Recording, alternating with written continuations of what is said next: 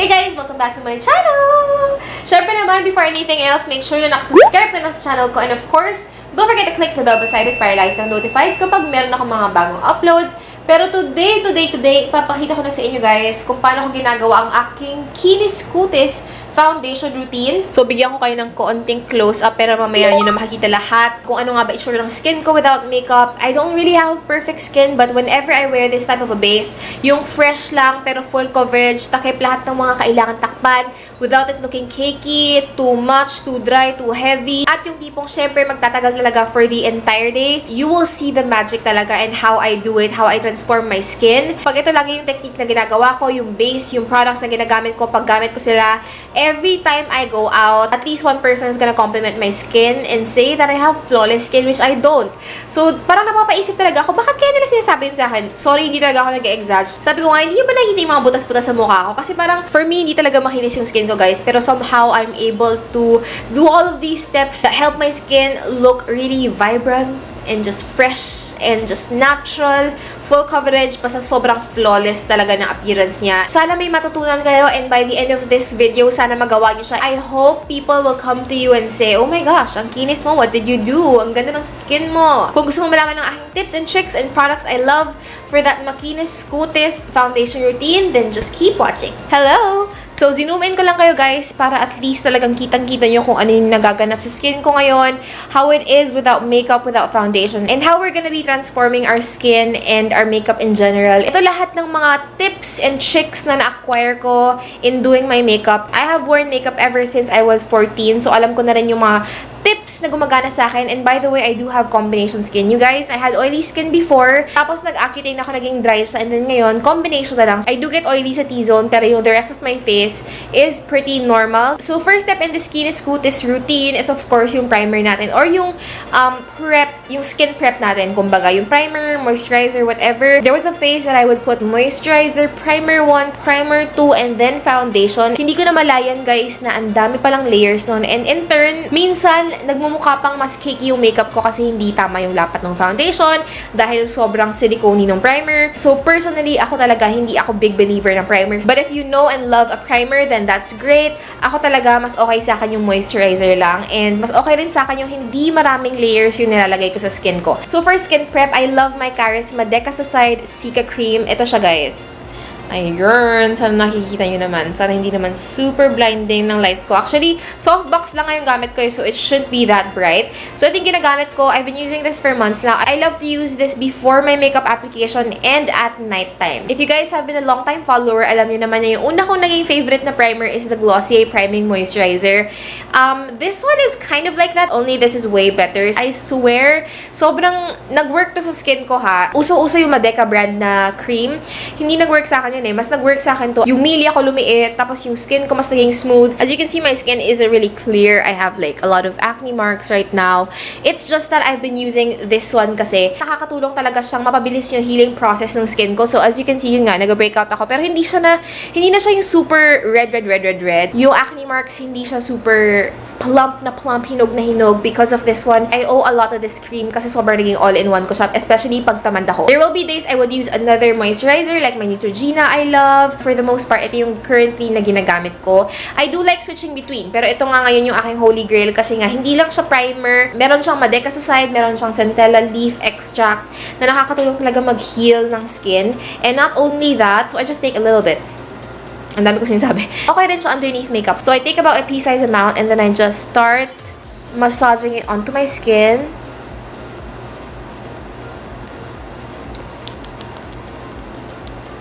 Just try to be gentle with your skin, syempre. The thing I love about this is a little bit goes a long way because it's very, very moisturizing. Hindi mo talaga kailangan gumamit ng sobrang dami. And actually, I would suggest you use a little bit lang. Just enough to cover your face but not too much to where it feels greasy. Kasi when you pile this on, it can tend to look greasy, feel slippery, and that's when you know you've applied too much. Don't apply too much, guys. Sobrang konti lang na kailangan mo. Pea-size lang, pwedeng-pwede na. Tapos mafe-feel mo na moisturize na yung skin mo. Kung kailangan mo pang mag-apply, konti lang, as in ganyan lang talaga guys. Again, less is more for this tutorial. Doon talaga natin ma-achieve yung long-lasting, hulas-proof, makinis na mukha for the entire day. Kung feeling mo hindi pa moisturize yung skin mo, yung ibang parts, sige, maglagay ka. Pero kung na-feel mo naman na parang, uy, meron ng barrier ang foundation and ang skin mo, pwede na yon. So, after ko nilagay yung Charis cream, as you can see, may glow na yung skin ko. Kita nyo ba yan? Like, may shine, may sheen. So, if you do have dry skin, this is perfect for you. If you have oily skin, okay din. Kasi, again, it doesn't feel greasy. It just feels very nourishing and moisturizing and parang ang plump ng skin mo. So, hindi lang siya naka-prime, naka-moisturize pa siya, and meron pa siyang skincare benefits. Ngayon, hindi ako nag-apply ng pore minimizing primer kahit na may big pores ako, ng long-wearing primer kahit na gusto ko magtagal yung makeup ko kasi para sa akin nga hindi siya importante. So, ngayon, pupunta na ako sa crucial part of this video, which is my foundation. Now, this has been the only product I have been using on my face for 1 to 2 months. Ever since ginamit ko to, hindi ko na natatouch yung iba kong foundations. I'm not even kidding. Doon ako ka-devoted sa kanya. What is this?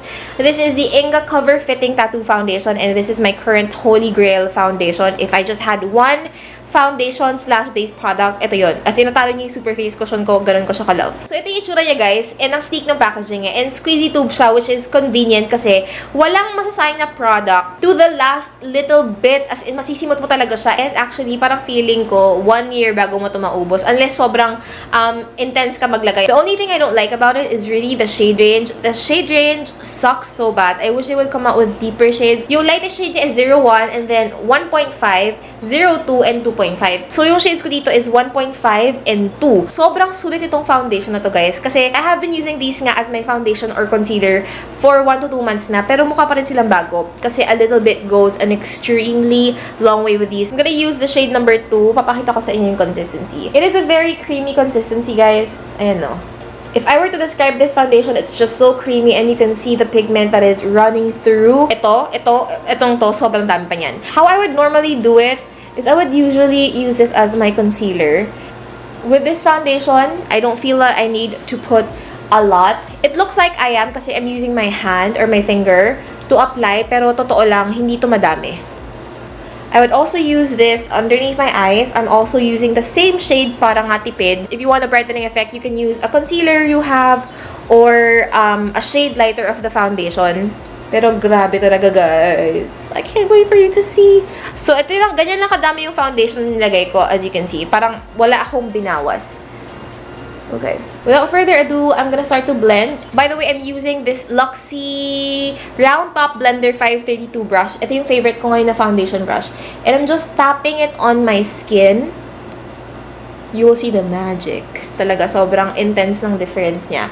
And I'm also swiping. Dun sa areas na wala ka naman blemish, wala ka naman pimple, swipe mo na lang for a more natural finish. Again, my my philosophy here is less is more. I'm also, of course, doing this motion. Do you see that? It's disappearing onto my skin. Tapos, effortless ang blending dito, guys. Promise. If I feel like I need more, I can always add.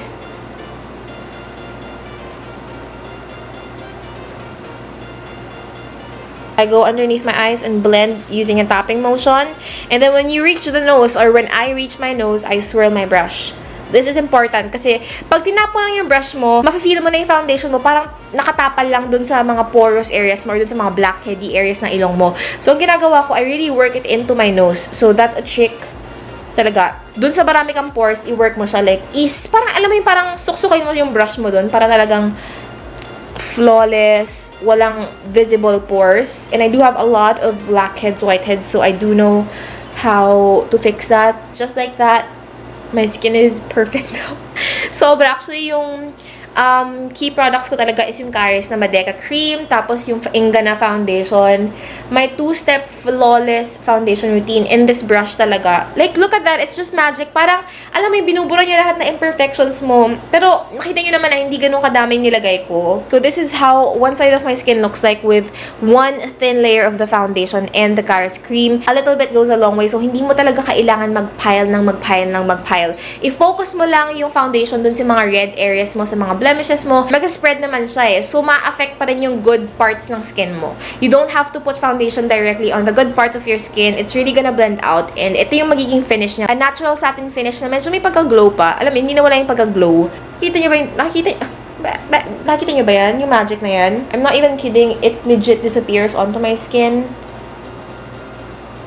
Look at how easily that blends, you guys. Hindi ako mag-get over. Sobrang naka-zoom in na ako. Hindi ako natatakot mag-zoom in ng ganito ka-intense. Kasi parang natakpan lahat ng mga kailangan ko takpan. But as you can see, my skin still looks like skin. No cakiness whatsoever. Ang dami ko pang leftover foundation na nasa likod ng kamay ko. Pero guys, hindi ko na kailangan. Kasi feeling ko talaga, ang ganda na ng skin ko. It looks radiant. It looks luminous but not greasy looking. It just looks healthy. So now I'm gonna be taking the shade number 01. And kaya tipid to kasi pwede ko rin siyang gamitin concealer. So, konti lang. Legit. Ganyan lang talaga.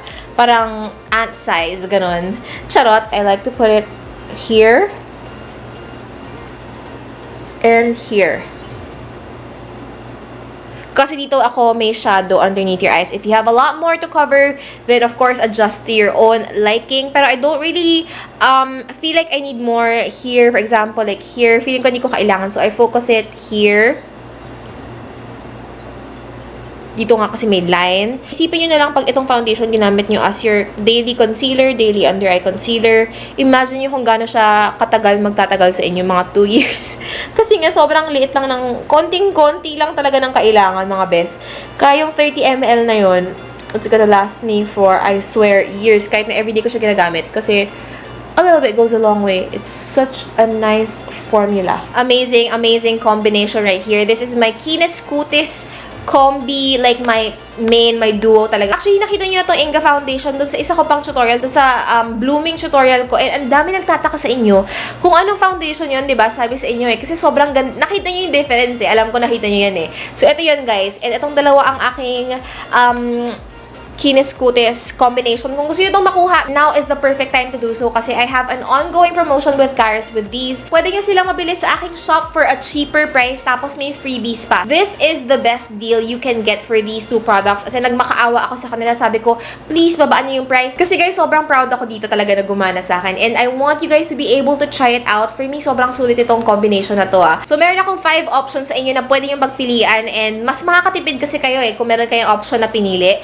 So, yung option 1, you're gonna be getting 1 INGA foundation and then a 30 ml of this one. Yung cream na hawak ko, it's 50 ml. Pero meron din silang mas maliit na 30 ml. Kung ako yung papipiliin nyo, doon ako sa 50 ml. Syempre naman. I'm looking at my notes here. From 1,840 pesos, magiging 1,500 pesos na lang to with free shipping and free Madeca masks kung first time yung mag-sign up through Charis. And now is just the perfect time to do that kasi ngayon lang talaga nila binabaan yung presyo ng foundation and ng cream. So again, 30 ml ito plus itong foundation plus free masks kung first time yung mga mag-sign up sa Charis is 1,500 pesos. I mean, sobrang tipid. May skincare ka na, may foundation ka pa, may mask ka pa, diba? Like, what? That is mind freaking blowing to me. So, option 2 naman, yung pinakasulit for me ah. You get a foundation, a 50 ml of this. So, itong size na to and the foundation and a free mask. From 2,210, magiging 1,700 na lang siya. So, you are saving a lot kung ito yung deal na binili mo. And again, yung bigger na cream makukuha mo. So, kung nagustuhan mo siya, mas okay na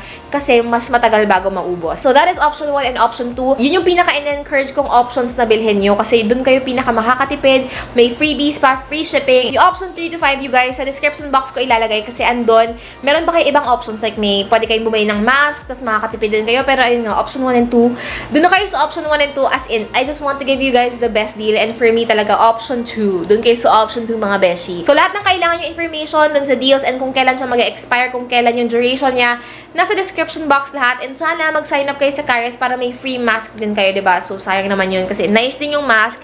If you just want a quick fix, para a concentrated version ng cream, ang ganda rin ng mask. Check nyo na lang guys yung description box for more details. Okay, I've been talking for 6 to 7 minutes straight and my foundation hasn't even moved.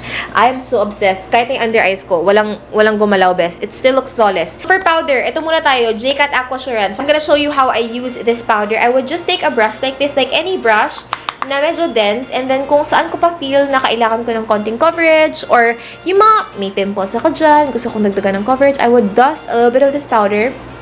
Tapping motion would be great, the greatest. Para lang extra layer of coverage without it looking cakey kasi hindi naman siya concealer. So, ayan, konti lang. So, okay. full na coverage na tayo.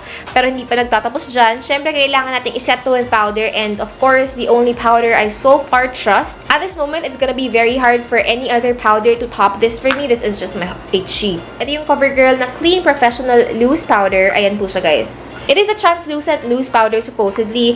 Pero parang siyang may color naman na konti. But it doesn't really add any coverage. It really is just a setting powder. And I like to use my Eco Tools Sheer Powder Brush for this. Just something na medyo fluffy. Hindi naman ako very precise dito. As in like sobrang kahit ano lang best. And then I just like tuk-tuk.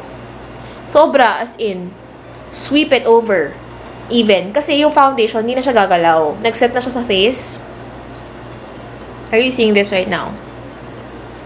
Sobrang smoothing talaga ng combination. Promise talaga, guys. Every time I would go out, as in, isang tao, at least one person tells me, ang kinis ko. And I'm like, hindi talaga kasi ako makinis, guys. Pero something siguro sa foundation routine ko, I owe it to my foundation routine. That I look a little bit more presentable, a little bit more,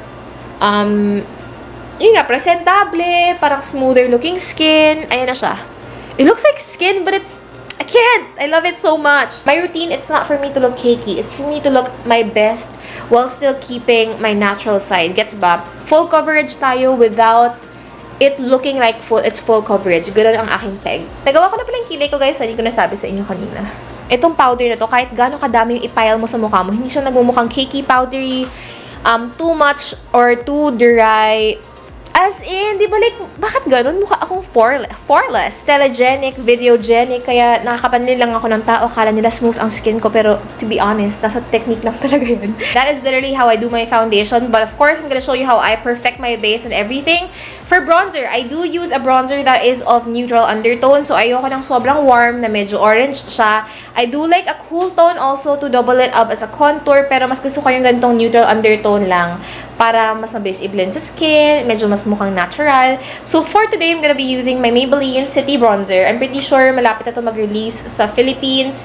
Pero the shade I am using is in the shade 200. Lahat ng products na ginamit ko sa video to, including the brushes, will be listed in the description box para alam niyo lang kung ano yung ginamit ko, okay? So, I just do a little bit of a tapping motion. And then, I use again yung Eco Tools Sheer Powder Brush. I like this brush kasi hindi siya sobrang intense mag-deposit ng powder. I would rather build up my bronzer than have a very harsh bronzer line na mahihirapan ako i-blend out siya. Dito ako sa area na to, malapit sa aking cheekbones. And I just add warmth. Bronzing is adding warmth onto your face. Contouring is chiseling out and sculpting out your face. So, there is a difference. You don't want to look like a pastillas or yung tipong namumuti na parang ganun. So, adding bronzer just onto the perimeters of your face brings back that warmth. Makikita nyo na ba yung difference? Ito may bronzer, ito wala. Ang galing, best.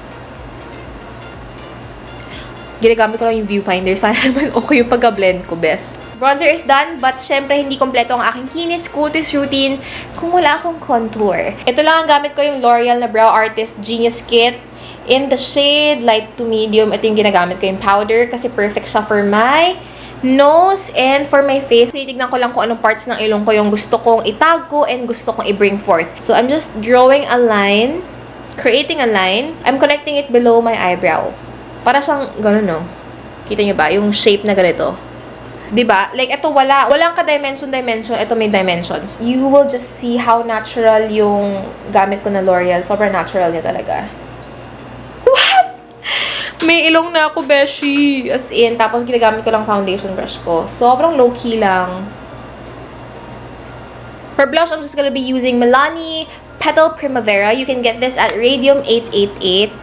She sells authentic US makeup. So, ito lang siya. Parang cutie, pinky color. Really, really pretty for everyday. Very dusty. Very everyday friendly. Ayan. It's just a very nice pink. I'm not using a coral. I just really want to show you guys how I do my everyday blush. Not necessarily using a coral blush here, pero okay. Of course, I use this brush. Galing DV lang tong brush ito, guys. Sorry kung hindi ko siya malink kasi nga sa DV ko lang siya binili. So, I put my blush on the apples of my cheeks. And then upwards also. On top of my bronzer. And then sometimes I also bring it onto my eyelids. Kind of. And it just creates that kind of contoured blush look. It's called draping. Blush just adds color and life to your face.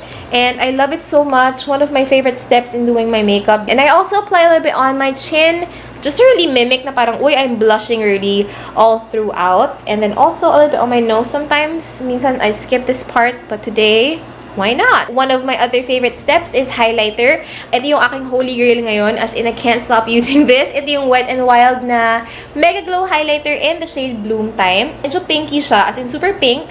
Pero actually, it looks a lot more neutral and just a lot more wearable pag nasuot mo na siya. Ayan, di ba? Hindi siya mukhang pink at all. Mukha lang siyang pink sa pan. But when you actually wear it, it doesn't look that pink at all. So I just take it on an AOA F19 brush. I mean like, yes! Nagustuhan ko sa highlighter na to. And sa particular color na Bloom Time ang ganda talaga ng kulay. Lakas maka-ethereal. Hindi siya striped ng white. It's more of that champagne-y, pinky color that looks a lot more natural than a pearly white or a champagne.